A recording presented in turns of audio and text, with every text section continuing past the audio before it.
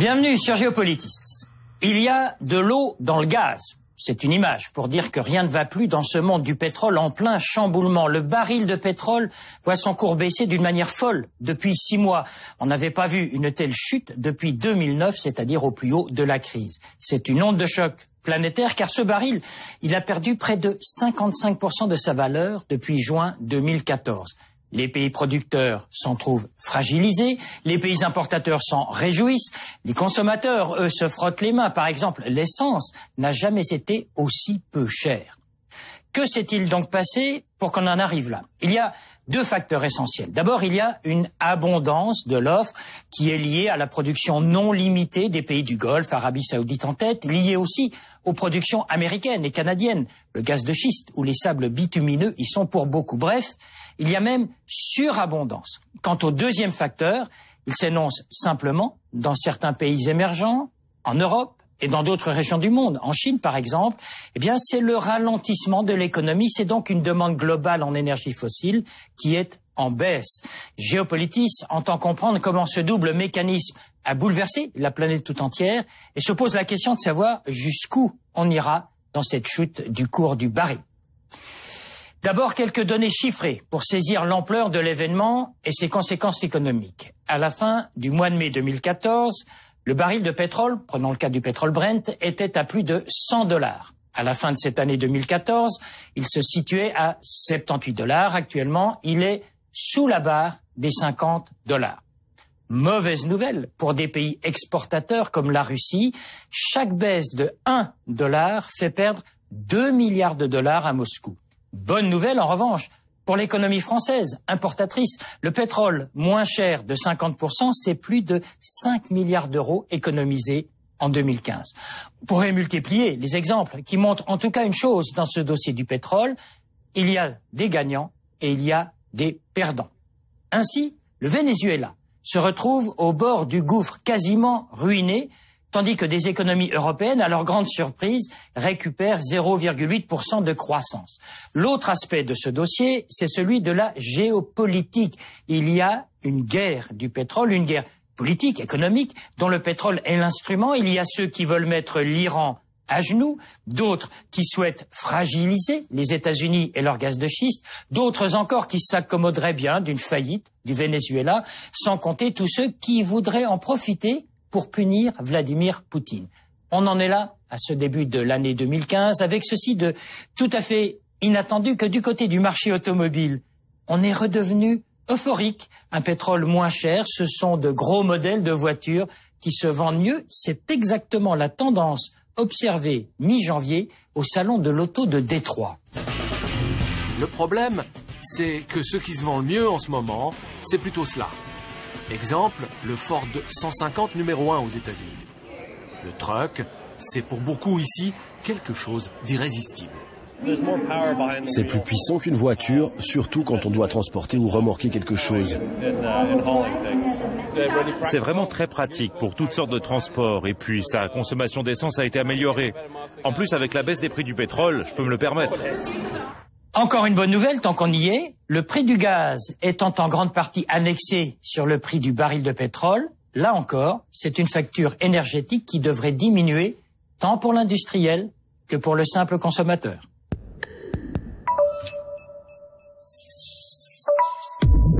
Toutes les économies développées qui dépendent des importations d'énergie fossile sont gagnantes au niveau de leur consommation intérieure, génératrice de croissance. C'est une bouffée d'oxygène pour les entreprises et une facture énergétique en baisse dans les budgets nationaux. Cela est vrai aux États-Unis comme en Europe, où les premiers bénéficiaires sont les automobilistes avec des prix à la pompe qui, du reste, selon les législations fiscales en cours, ne reflètent pas complètement cette baisse de 50% du prix du baril.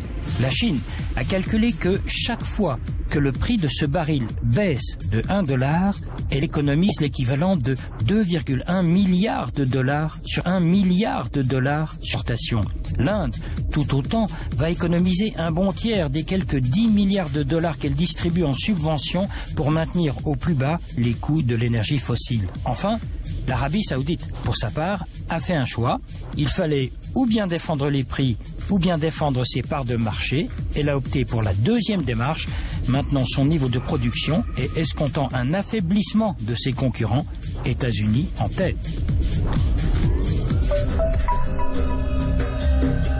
Des pays comme le Venezuela ou le Nigeria avaient établi des budgets équilibrés en tenant compte d'un baril à 110 $. Pour eux, cette chute des prix du pétrole est une catastrophe. Le Venezuela en est réduit à demander de l'aide financière à ses grands frères des pays exportateurs de l'OPEP. La Russie, qui doit déjà faire face à tout un éventail de sanctions de la communauté internationale en raison des événements d'Ukraine, est extrêmement fragilisée. Sans exportation massive de son gaz et de son pétrole, l'économie russe va plonger dans le rouge en cette année 2015. La Russie est à présent en récession. L'Irak souffre encore un peu plus dans ce contexte où la nation a absolument besoin des recettes du pétrole pour financer sa lutte contre les extrémistes djihadistes. L'Iran tire argument de cette crise pour justifier la nécessité d'un programme nucléaire civil, mais en attendant subit la chute des cours. Un mot encore sur les États-Unis qui, tout en profitant de la relance de la consommation, peuvent se trouver face à des coûts d'exploitation de leur gaz de schiste qui ne résisteraient pas à une baisse durable du prix du baril.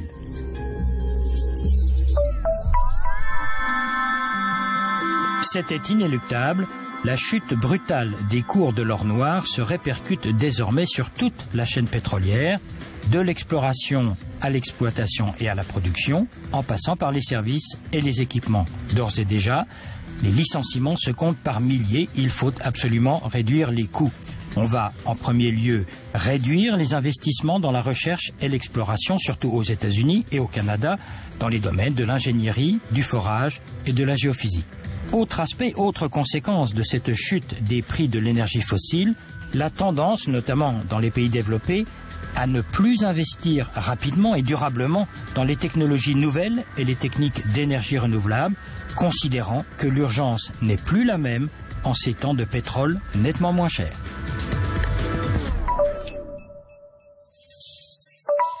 L'invité de Géopolitis, Valérie Lemaigre, vous êtes économiste en chef à la BCGE, la Banque cantonale de Genève. Avec vous, on va aborder les aspects strictement économiques de ce dossier, de cette baisse du prix du pétrole.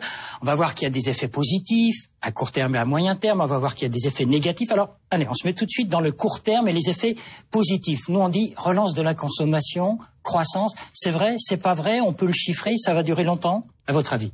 Alors, relance de la consommation, effectivement, pour les pays développés, ceux qui sont importateurs de pétrole et consommateurs. Nous aussi, nous, en Europe, bien sûr. Les États-Unis, l'Europe, etc.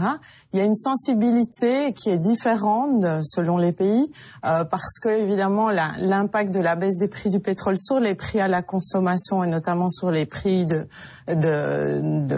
diesel ou de l'essence, du pétrole, ça, oui, ont des effets différents selon les systèmes de taxation des pays. Et donc, c'est vrai qu'il y a une sensibilité in fine de la croissance qui peut être différente. On peut la chiffrer, cette croissance? Par rapport aux chiffres du passé, on peut évaluer à 1% de croissance supplémentaire la chute de plus de 50% des prix du pétrole. Par les temps qui courent, c'est pas mal. Un petit pourcent en plus quand même. C'est une belle opportunité à court terme. Court terme, moyen terme, cette relance de la consommation, ça va durer ou pas? Alors vous me direz, ça dépendra des prix du pétrole. Mais justement, est-ce que vous, économiste, vous avez une perspective, mettons sur l'année 2015?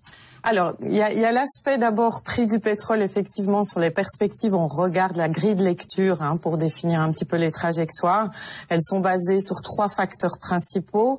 Le coût en général de la production marginale, c'est-à-dire le dernier producteur qui va permettre d'augmenter la production de pétrole annuel.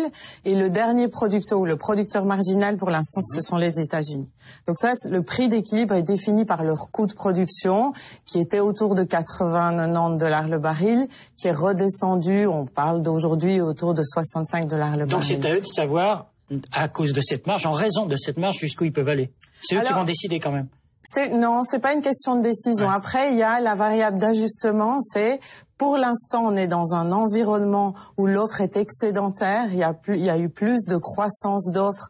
On a eu presque 2 millions de barils jour qui ont été créés en 2014, alors que la consommation était en hausse de moins d'1 million de barils. Donc il y a un excès d'offres et il faut qu'il y ait une variable d'ajustement de ce côté-là. Alors le fait d'avoir eu des baisses de prix va pousser certains producteurs à réduire leur production.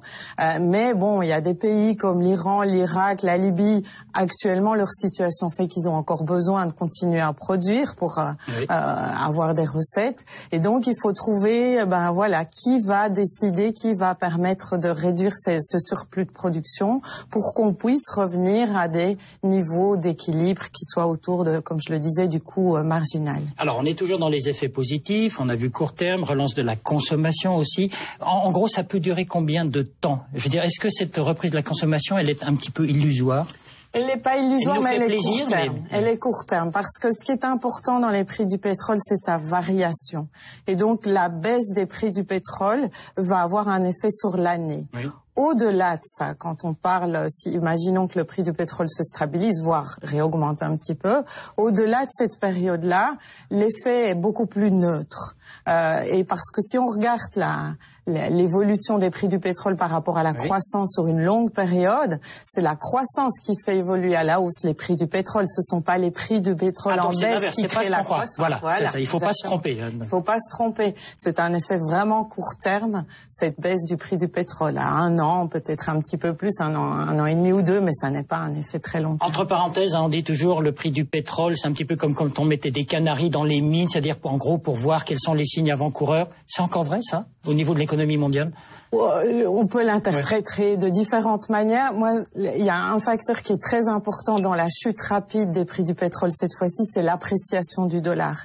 En général, qu'est-ce qui se passe avec le dollar? Expliquez-nous. Alors voilà, donc les prix du pétrole sont libellés en dollars. Oui. Et donc à partir du moment où vous avez une appréciation du dollar, on va adapter les prix par rapport à cette appréciation du dollar. Et c'est ce qu'on a vu depuis l'été, c'est-à-dire qu'on a eu une augmentation du dollar qui a enclenché cette accélération à la baisse des prix du pétrole.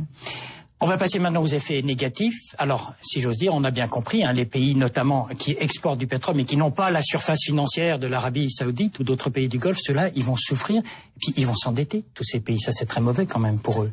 Oui, tout à fait. Ils se sont aussi endettés ces dernières années. C'est donc dans les pays producteurs, mais je pense qu'il faut aussi parler des secteurs producteurs et notamment aux États-Unis, les secteurs qui se sont fortement développés ces dernières années sur base d'un financement d'obligations sur le marché des obligations, ce qu'on a appelé à haut rendement. Oui. Et donc tous ces pays aussi producteurs font partie de cet endettement accéléré ces dernières années. Et effectivement, tout ça est basé sur un prix du pétrole moyen qui est plus élevé que les niveaux actuels. Donc, pour éviter des incidents de crédit, de défaut, que ce soit d'un pays ou même d'un secteur ou d'une compagnie, c'est vrai qu'il y a un niveau de base des prix du pétrole qui est nécessaire. On l'évalue autour de $70 le baril de nouveau. Et puis alors, il y a un effet induit dans toute cette chute des cours de l'or noir, comme on dit. Évidemment, on n'a plus tellement envie de faire des efforts en ce qui concerne la transformation énergétique et les nouvelles énergies. On laisse un peu tomber, quoi. On se dit que le pétrole est pas cher et ça va. Voilà, je pense que c'était une opportunité il y a quelques mois pour l'Europe et pour les entreprises européennes d'investir dans l'efficacité énergétique. Et ça, c'était un facteur important de compétitivité future à long terme.